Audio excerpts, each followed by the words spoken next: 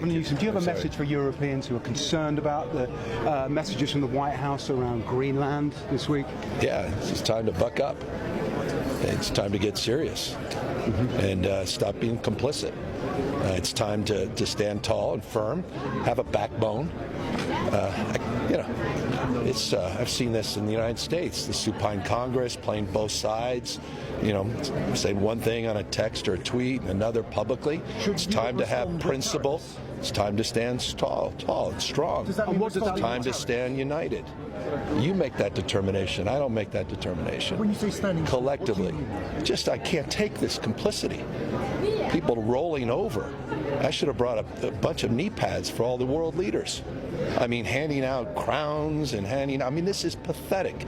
Nobel Prizes that are being given away. It's just pathetic. And I hope people understand how pathetic they look on the world stage. At least from an American perspective, it's embarrassing. This guy's playing folks for fools, and it's embarrassing. Europeans think this is diplomacy, and this will ultimately work. This is diplomacy with Donald Trump? He's a T-Rex. You mate with him or he devours you. One or the other. And people need to stand, but no, the Europeans could be if they continue down this path and process. They need to stand tall, stand firm, stand united. A year ago we should have been having this conversation, and they didn't. Okay, and now you're paying the price. Exactly what anyone objective observer would have anticipated we'd be where we are today. Well, I think you should start at a much higher level. Okay. We are in Davos at the World Economic Forum. And the Trump administration and myself, we are here to make a very clear point. Globalization has failed the West and the United States of America. It's a failed policy. It is what the WEF has stood for, which is export, offshore, far shore, find the cheapest labor in the world, and the world is a better place for it. The fact is, it has left America behind. It has left the American workers behind. And what we are here to say is that America First is a different model, one that we encourage other countries to consider, which is that our workers come first. We can have policies that impact our workers. Sovereignty is your borders. You're entitled to have borders. You shouldn't offshore your medicine. You shouldn't offshore your semiconductors. You shouldn't offshore your entire industrial base and have it be hollowed out beneath you. You should not be dependent for that which is fundamental to your sovereignty on any other nation. And if you're going to be dependent on someone, it darn well better be your best allies. Okay? And so that is a different way of thinking. It is completely different than the WEF. I viewed the WEF as not a flagpole in the middle, but in fact, they are the flag. Whichever way the wind blew, so it blew. You should have solar, you should have wind. Why are you going to do solar and wind?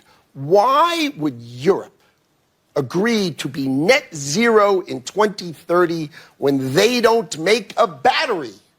They don't make a battery. So if they go 2030, they are deciding to be subservient to China, who makes the batteries. Donald Trump is finally on his way to Davos, and he prepared the ground for his arrival here with a fusillade of social media posts, restating his claim to Greenland, threatening economic war to get it, even sharing private messages from President Emmanuel Macron. But even as they prepare to welcome him here at USA House, part of the biggest ever American delegation to the World Economic Forum, European leaders have used the platform Davos provides to push back, and hard. Arctic security can only be achieved together. And this is why the proposed additional tariffs are a mistake, especially between long-standing allies. We do believe that we need more growth, we need more stability in this world.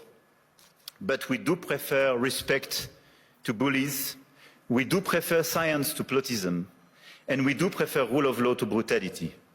We stand firmly with Greenland and Denmark and fully support their unique right to determine Greenland's future. The united front from European and G7 leaders here would appear to leave little room for compromise. And US Treasury Secretary Scott Bessent, already in Davos, says the president isn't for turning either. Everyone should take the president at his word. And I think the other thing, too, is just like with Liberation Day last year, not you, Joe, but the media has gone into hysterics. The Europeans are going to sell their U.S. assets. The U.S. is not a reliable partner. U.S. is a reliable partner. I can tell you, everyone take a deep breath. Do not escalate. Do not escalate. And President Trump has a strategy here. Hear him out, and then everything will be fine. Now, not every American in Davos shares Donald Trump's view. The Democratic governor of California, Gavin Newsom, used language that many would like to hear from European leaders. I can't take this complicity. People rolling over. I should have brought a bunch of knee pads for all the world leaders. Europeans think this is diplomacy and this will ultimately work. Diplomacy with Donald Trump? He's a T-Rex. You mate with him or he devours you. For now, the American message is that they remain deadly serious about deploying tariffs to force Europe's hand over Greenland. I've just come from a briefing with Jamieson Greer, the trade representative, who was crystal clear. Tariffs are legitimate means of securing territory, and nobody, not even their oldest allies, should take access to American markets for granted. If there is to be a climb down from this mountain that Donald Trump has marched everybody up, it will come in person from the president himself here in Davos. I tell everyone, sit back, take a deep breath, do not retaliate, do not retaliate. The president will be here tomorrow, and he will get his message across. I believe he is going to have meetings, and again, also have an open mind. Why this rapid response in terms of, this is a no. I think the president has a very strong view on Western Hemispheric security and believes that the U.S. should not outsource our national security. He believes that Greenland is essential for the Golden Dome missile shield. I think that the NATO alliance is very safe, sound, and thanks to President Trump, it's never been more secure.